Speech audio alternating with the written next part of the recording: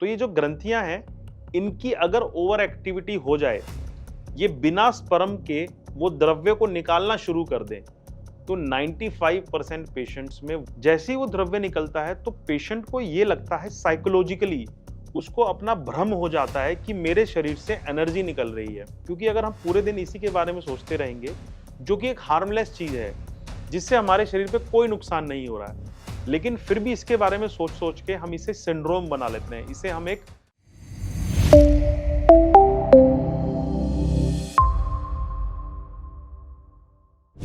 क्या आपको भी धातु रोग है?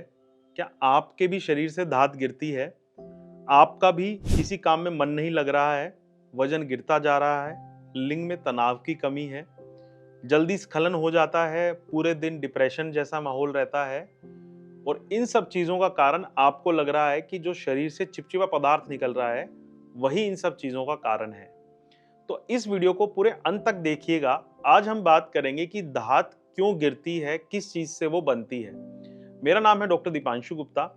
मैं सीनियर एंड्रोलॉजिस्ट हूं गुड़गांव में। देखिए, धात क्या चीज होती है? ये एक लिक्विड जैसी चीज होती है जो कि हमारे पेशाब के रास्ते से निकलती है। इसके निकलने का क्या कारण होता है? 90 टू 95% मरीजों में इसे साइकोलॉजिकल या नेचुरल धात भी बोल सकते हैं।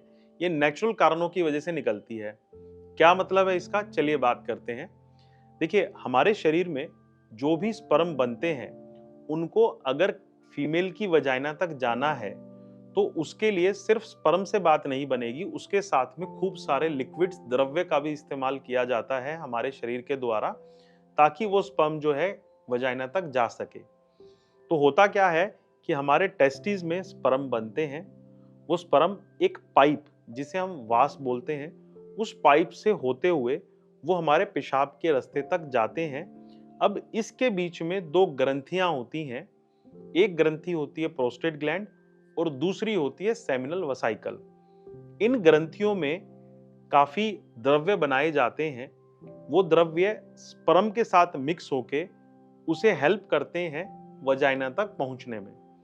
तो ये जो ग्रंथियां हैं, इनकी अगर ओवर एक्टिविटी हो जाए, ये बिना स्पर्म के वो द्रव्य को निकालना शुरू कर दें, तो 95% पेशेंट्स में वही धात होती है। अब बात करते हैं कि ये ग्रंथियां क्यों हाइपर एक्साइटेड या क्यों ओवर स्टिमुलेट या क्यों ज्यादा काम कर रही हैं। तो उसके कारण होते हैं, अगर पुरुष की उम्र 20 से 30 साल की है, तब ये धात की बीमारी देखने को मिलती है। कारण, क्योंकि उस उम्र में जो हमारे सेक्सुअल हार्मोन्स होते हैं, वो अपने पीक पे होते हैं, वो सबसे चरम पे होते हैं। इसकी वजह से वो ग्रंथि स्टिमुलेट होती रहती है, जिसकी वजह से वो द्रव्य सिक्रीशन निकलता रहता है। दूसरा होता है कि इस उम्र में पुरुष, काफी बार ये देखा गया है कि सेक्स के बारे में ही सोचते रहते हैं। तो सेक्स के बारे में सोचने की वजह से भी ये ग्रंथियां स्टिमुलेट होती रहती हैं।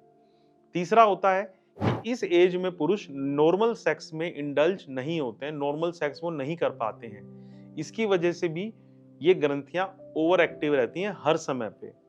चौथी चीज होती है कि वो कई की बार कोई हेल्थ सप्लीमेंट या हार्मोन सप्लीमेंट ले रहे होते हैं, जिसकी वजह से भी ये ग्रंथियां ज्यादा काम कर रही होती हैं। तो ये कुछ एक 4 चीजें हैं जिसकी वजह से ये ग्रंथियां ओवर स्टिमुलेट होती हैं। एक चीज आप मान के चलिए, 99% धात के अंदर कोई भी स्पर्म नहीं पाया गया है। तो इसलिए पुरुष ऐसा ना समझे कि ये कोई मेरे स्पर्म इसमें कम हो रहे हैं। तो ये तो एक नेचुरल चीज है जो कि इस एज में देखने को मिलती है।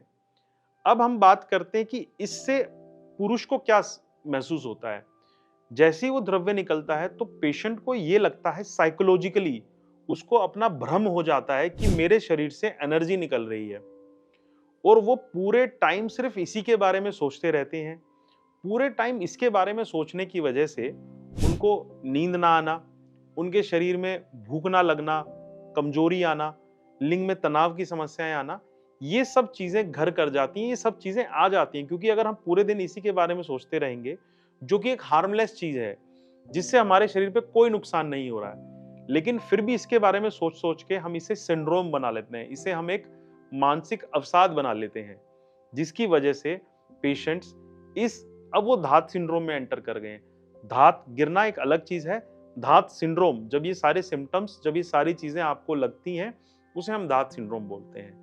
तो यही कारण होता है धात गिरने का। 5% मरीजों में इन ग्रंथियों में अगर हल्का इन्फेक्शन, माइनर इन्फेक्शन होता है, तब भी इनकी सिक्रीशन बढ़ जाती है। उस कंडीशन में जब ये धात गिरेगा तो उससे आपको फाउल स्मेल, गंदी स्मेल आएगी। उसके निकलते समय आपको पेशाब में जलन होगी, हो सकता है कभी-कभी बुखार भी आ जाए।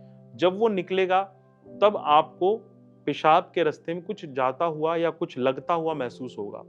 तो ये सब सिम्पटम्स होते हैं अगर इन्फेक्शन की वजह से ये धात गिर रही है। बाकी और धात गिरने का कोई ऐसा मेजर कारण नहीं होता, कोई ऐसी बहुत बड़ी समस्या नहीं है ये।